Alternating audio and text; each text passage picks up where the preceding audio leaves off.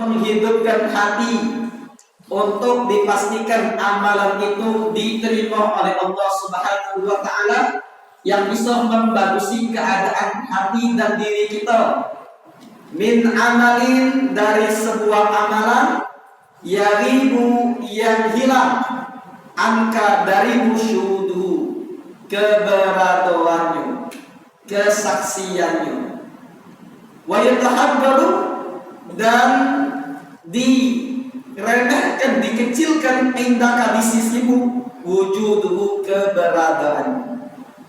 Jadi artinya tidak kati amalan yang paling berpotensi untuk benar-benar amalan itu bermanfaat untuk kita, yang menghidupkan hati kita, yang akan menyelamatkan kita di akhirat, yang pasti diterima oleh Allah Subhanahu wa taala, melebihi amalan yang kita itu dengan amalan meluputinya sebesar apapun amalan kita, dan apapun itu bentuk amalan besar bagaimanapun, maka di sisi kita apa yang kita dari kecilnya, amalan yang ini yang memang benar-benar bermanfaat untuk kita.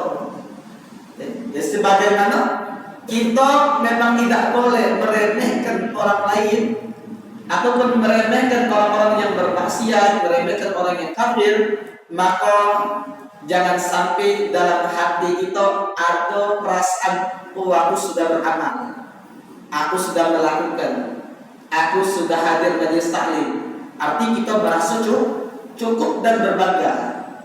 Nah, ini bahaya. Inilah yang membuat setan jadi makhluk yang paling hina, karena dirasuk anak. Anania dalam ilmu tasawuf, dalam ilmu tauhid juga disebutkan anania, sembah aku dan aku. Nah, ini bahaya. Dosa yang paling besar, yang menghilangkan, yang membatalkan, menghancurkan segala amal perbuatan di kita. Nah, kebalikannya, termasuk ketaatan hati yang paling dicintai oleh Allah, maka kita menganggap apa yang kita gawikan tidak kati apapun. Dan memang sejatinya sebesar apapun kita punya amalan, memang tidak kati apanya. Artinya kita nak berbangga dengan amal kita itu memang tidak pantas. Nak kita banggakan amal kita, memang tidak pantas, tidak kati yang bisa dibanggakan. Makanya semakin bermakrifat seorang hamba, semakin dia kenal dengan Allah, maka dia menganggap seperti apa yang diucapkan oleh Nabi Muhammad SAW. Kata daya upaya, atau dalam la haula wala quwwata illa billah. Kalaupun kita punya amalan itu dikit, dan kalaupun kita lebih bisa, itu juga adalah pertolongan dari Allah. Kita hadir majelis taklim, kalau tidak Allah yang merahkan kita membaca gitu. Atau kalau bukan nikmat Allah yang kejiwaan anak, kalau yang merahkan tadi mungkin kita ini belum nalar. Tapi yang kita baca masih baca ningok siapa? Coba kata kalau Allah katakan, malam ini stop dulu mata, tidak usah dulu diginggung. Atau pendengarannya, atau kakinya, jangan berjalan dulu, lumpuh bisa. Atau demam dulu kan, atau tidak sehat dulu, tidak usah jauh-jauh, sakit gigi dulu kan, sakit gigi deh, sikap deh gigi, jangan gara-gara sakit gigi. Kira-kira dia datang tak di sini? Tak mungkin. Sakit gigi itu luar biasanya, ya Allah. Anak dari semalam nahan. Anak kesana hidup sakit kan, rasanya kepala pening, badan demam, seluruh badan lemes, sakit gigi sampai sore tadi keliling keliling opina, nyari dokter katanya sore kalau kata sudah dirujukan dari keliling opina ke Akagani, tak tahan lagi mau ke Akagani juga besok kalau bisa nyambungnya. Jadi anak ke radial nyari pokoknya bapak itu sudah ngapa tak tahan lagi memang kan? Kita biasanya apa? Ngulang Quran terhambat, melonjak kita terhambat, segala terhambat kan? Apalagi tak betul di sini. Alhamdulillah. Ya, di klinik Batman, klinik di Radial itu, di Jogjakarta, alhamdulillah agak reda penyakit sakit menyutnya itu. Alhamdulillah baca kita kumpul. Coba kalau tidak ketemu, tidak Allah temukan tempat klinik tadi, ya, tidak Allah hilangkan sakit menyut tadi, mustahil. Mungkin malam ini masih di kamar megang gigi, ya. Allah kan tahu, kan? Jadi kita sudah nyadar bahwa yang kita gawikan dikit. Kemudian yang dikit ini adalah pertolongan dari Allah. Jadi kalau kita nak menganggap, oh aku sudah, udah pantas. Ya. Kalau kita baca dalam kitab-kitab tasawuf itu, jangankan amal sedikit ini. Wong yang beramal ada diceritakan oleh Nabi 500 tahun. Ibadah puasa, ibadah sholat, tidak berhenti, ibadah dijamin. Maka ketika meninggal diadili oleh Allah. Ketika sudah diadilkan, sudah berhak dia masuk surga. Tapi masuk surganya dengan rahmat aku. Dengar dengan rahmat Allah dia masuk surga. Mana 500 tahun ibadah ini? Ya Allah, aku pengen masuk surga dengan amal aku. Kata Allah, ini anakku nak masuk surga dengan amal kau 500 tahun itu.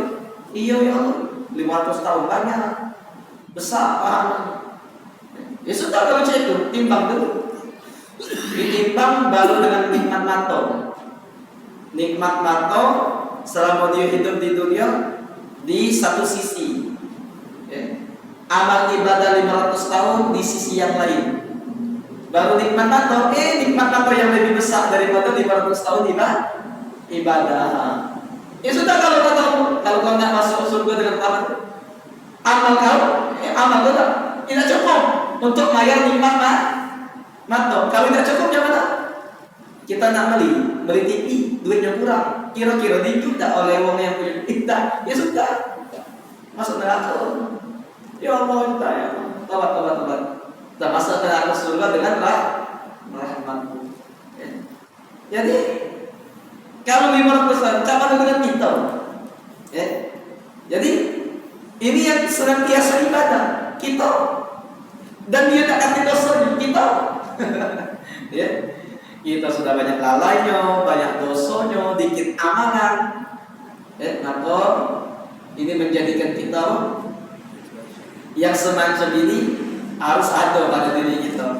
Ya, jangan diingat yang namanya amal-amal kita. Karena amalan kita kategorinya, tapi kita punya pengharapan kepada Allah. Punya pengharapan kepada Allah dengan amalan kita sedikit ini, kita minta dirahmati. Minta dirahmati dengan kerendahan hati kita, dengan menghindarkan diri kita kepada Allah yang maha luhur, yang maha baik. Maka dengan sebab inilah baca kita insya Allah diberikan rahmat dan masuk dalam surganya. Kalau tak kita nak kita andalkan amal hati. Kadang-kadang banyak orang tidak nyadar, baru tahajudan lebih 2 rakaat, mulai melingkar tasbih depan wong, pakai kopiah putih, haji, wong ida nulis di undangan. Biasanya orang Haji Yanto yang hajinya tinggal, Bapak Yanto di tempat tidak nak hadir. Ngapa Pak Haji tidak hadir? Iya Ustaz, dia tuh nulis undangan tak pakai haji. Parah mamang ini kata gitu. Wah iya kata gitu. Emang dia haji nak dipanggil Pak Hajinya? Apa dia niatnya? Nah kadang-kadang juga ada yang tidak menghormati sedikit, singgung kan tak tahu kan dia aku diwali. Kate wali yang ngaku wali. Ya. Inilah kadang-kadang kenapa sebab tadi ngerasa. Ya. Kadang-kadang binjuk sedikit sakit sudah ngajak sama Allah. Ya Allah aku salat duha rajin, salat witir rajin, di waktu tak tinggal berjamaah terus, tapi kok binjuk Emang wong yang taat tidak boleh sakit apa? Nah itulah kadang-kadang wong merasa berjasa, merasa berjasa sama Allah. Inilah yang amalannya tidak mungkin menjadikan dia semakin dekat sama Allah. Tapi wong yang sejak ini semakin jauh dari Allah. Makanya ada perkataan para ulama-ulama tasawuf, kemaksiatan yang membuatmu merasa hina di hadapan Allah lebih baik dibandingkan ketaatan yang kalian lakukan, tapi dengan sebab ketaatan itu engkau merasa diri lebih mulia dari orang lain. Jadi bukan dalam artian perkataan dalam ilmu tasawuf ini nganjurkan kita maksiat, tidak. Tapi jangan sampai gawian yang taat yang baik ini membuat kita lebih baik, ngerasa lebih baik daripada orang lain. Tapi seperti ulama-ulama kita yang memang benar-benar bermakrifat kepada Allah, seperti Al-Imam Abdullah bin Husain bin Thahir, yang ngarang kitab apa? Yang ngarang kitab Sulamut Taufik, yang ngarang Qasidah Ya Arhamar Rahimin itu. Dan kita baca setiap sholat kadang-kadang di dalam Ramadan, Ya Arhamar Rahimin, Ya Arhamar Rahimin, Ya Arhamar Rahimin, Farij alal muslimin. Beliau katakan, Ya Rabbi ma ma'na amal wa qasbuna kullu zalal, lakin lana fika amal tuhyil idhama rama. Beliau ini dikatakan dalam manaqibnya, tempat kami belajar, kuburan dia tempat kami belajar di Yaman. Makam dia di Yaman, di kota Maskili, dekat, kurang lebih 1/4 jam atau setengah jam dari tempat kami belajar ke makam dia. Dia ngomong, dia ini wiridan dia 25.000 setiap hari sholawat ke Nabi. La ilaha illallah 25.000 kali. La Allah 25.000 kali. Baca Quran banyak. Waktunya tak kata yang tersisa, seluruhnya dia gunakan untuk ibadah, untuk mengajar, untuk belajar, untuk berfatwa. Sampai-sampai kalau dia nak masuk di dalam kamar mandi, nyuruh wong yang ada di rumahnya untuk baca kitab, biar saat dia kamar mandi dia dengar. Artinya tidak tersia-sia waktu bahkan dalam kamar mandi. Tapi apa kata dia? Ya Rabbi ma ma'na amal. Wahai Tuhanku, dalam munajat beliau, aku ini tak kata amal sama sekali. 25.000 kali itu. Dia ngerasa tak kata wa kasbuna kullu zalal. Seluruh upaya usaha yang aku gawikan zalal, sebelumnya hilang, sirna. Tak kata sih. Lakin lana fika amal, tapi aku ini punya pengharapan kepada Engkau ya Allah. Tuhyil idhama. Engkau yang mampu untuk menghidupkan tulang belulang yang sudah jadi bubuk, yang sudah hancur. Kau juga mampu untuk menerima amalanku, untuk merahmati aku, untuk menyayangi aku, walaupun aku tidak pantas sebenarnya untuk disayangi, untuk dirahmati karena banyaknya dosa. Insyaallah. Nah, ini yang saya. Jadi di sini dia punya sifat apa? Syuhudut taksir fi ghayatit tashmir. Jadi dia benar-benar menyaksikan kekurangan diri, walaupun sebenarnya dia ini di puncak semangat dalam ibadah. Dia menyaksikan bahwa diri dia itu benar-benar kurang dalam mempersembahkan ibadah. Tapi sebenarnya dia ini sudah di puncak dalam semangat dan mempersembahkan ibadah. Nah inilah yang dipengenkan oleh pengarang dengan apa yang dikatakan. Jadi sebanyak apapun kita sudah melakukan perbuatan baik, semangat kita sudah tinggi, maka pandangan kita dengan diri kita ini dalam ibadah masih kurang. Nah ini wong yang sempurna, yang memang benar-benar bermakrifat kepada Allah, kenal dengan Allah dengan sejatinya. Tapi banyak wong kebalikannya. Cak mana kebalikannya? Syuhudut tashmir fi ghayatit taksir.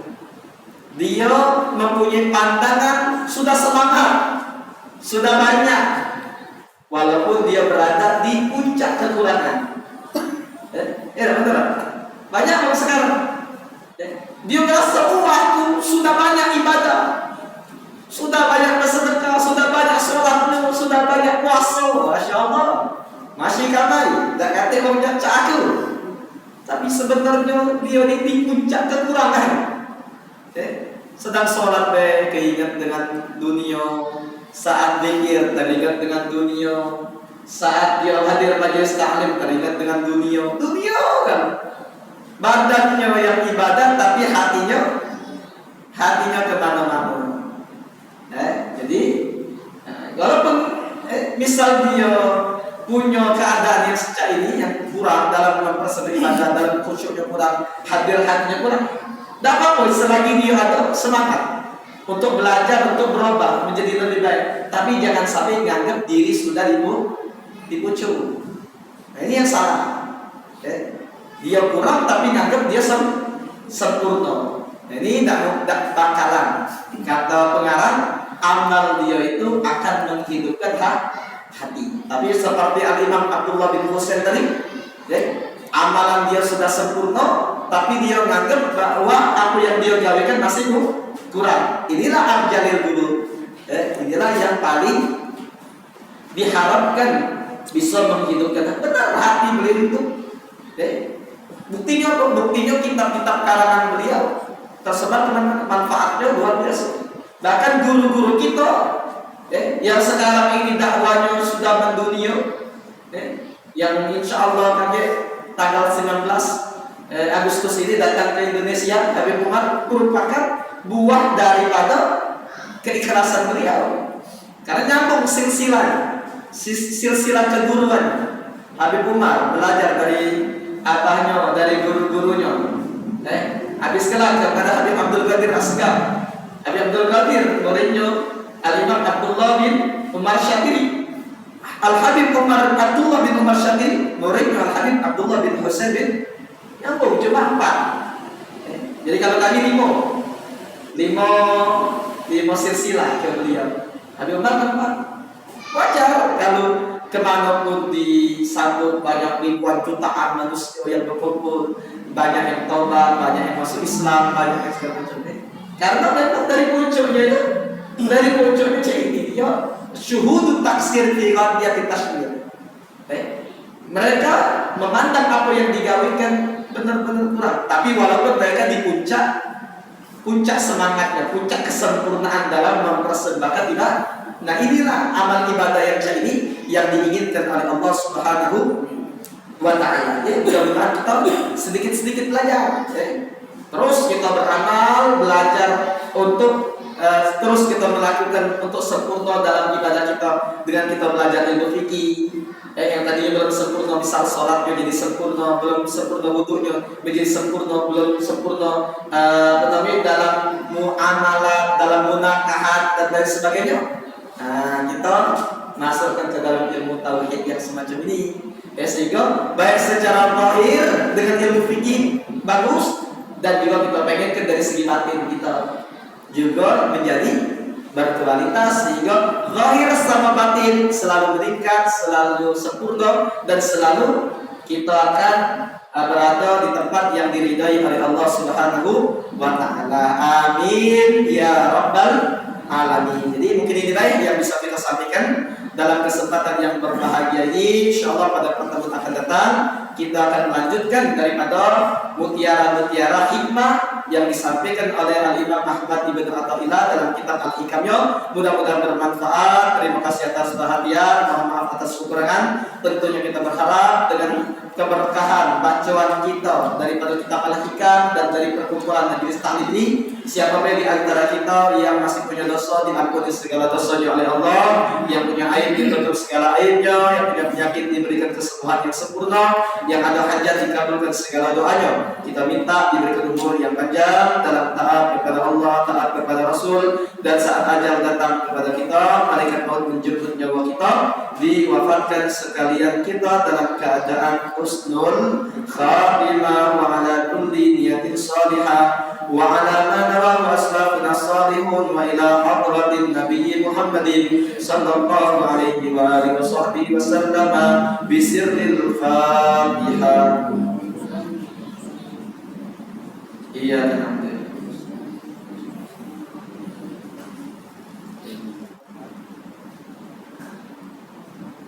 Diaturi masih ada 4 menit atau sampai 5 menit. Kalau ada yang nak ditanyakan dalam materi atau di luar materi kita. Ya. Ini masalah ibadahnya. Kita ini kadang-kadang itu pengaruhnya dengan kepentingan dunia ini. Seperti contohnya sudah nama maghrib lampu mati misalnya. Ya. Nah kita namanya lampu itu waktu sholat sudah datang. Nah kita nak tinggal ke lampu ini gitu kalau nah sholat kita belum baca ngabikinnya, nak ngabikin di rumah mana gitu kira. Iya. Masya Allah, pertanyaan sangat bagus sekali ini. Misalnya ada sesuatu yang membuat kita tidak nyaman. Kalau hilang membuat kita tidak nyaman, matinya lampu. Atau dalam ilmu fikih dicontohkan oleh para ulama, misal kita ini tidak nyaman membuat kita untuk ke kamar mandi, atau tidak nyaman karena kita ngerasa lapar, atau apapun di dunia ini yang membuat kita tidak nyaman. Padahal saat itu sudah masuk waktu sholat, bahkan sholat berjamaah sudah dikomatkan. Nah, komando yang didulukan, ya, dulu kan hilangkan yang tidak nyamanan kita. Ya. Makanya bahkan ulama fikih katakan makruh itu memang tidak dosa tapi hilangkan pahala. Kalau ada orang yang dia langsung sholat, padahal dia ngasuh nak ke kamar mandi, sehingga dalam keadaan sholatnya ini terpikir kamar mandi terus, atau dia lapar, dia maksud sholat, padahal dia tadi nak makan, afdalnya makan, dia langsung sholat. Dalam sholat dia terpikiran, begitu juga.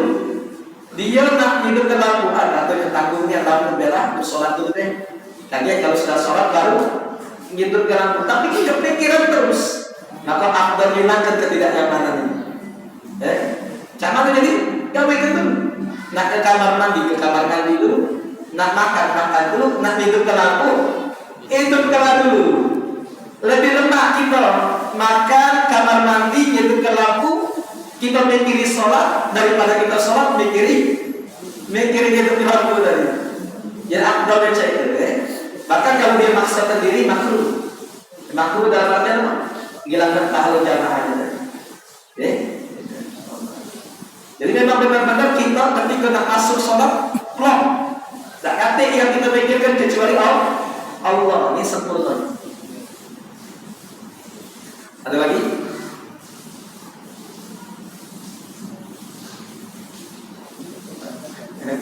Habis?